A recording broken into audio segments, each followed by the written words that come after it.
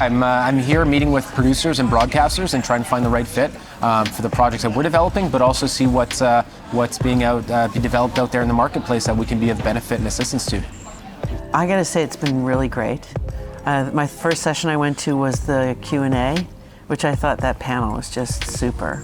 It was a really lively discussion about diversity and inclusion, and again was, for an American, super educational about how that topic is discussed here.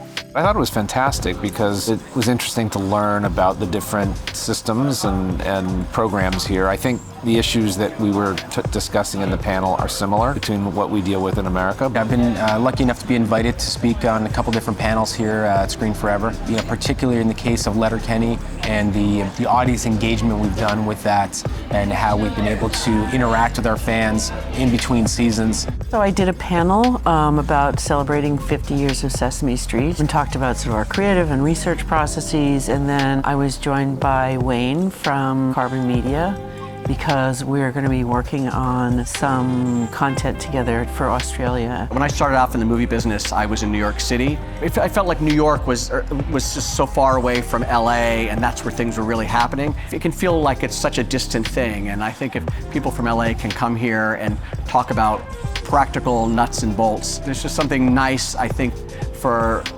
people who live here to just have those kinds of conversations. I found this conference to be fantastic because most people come and they're all here, and you can just be wandering a hallway and say, hey, let's grab a coffee, and it's a good way for me as an outsider to get a good look in a condensed period of time at the diversity and the interesting issues and stories that are being told within the Australian film and television industry. I'm actually this year producing a film in Australia called 2067. I basically always feel wherever I go, if I've been working in the industry, I'm happy to explore more and talk more about what our global community is becoming.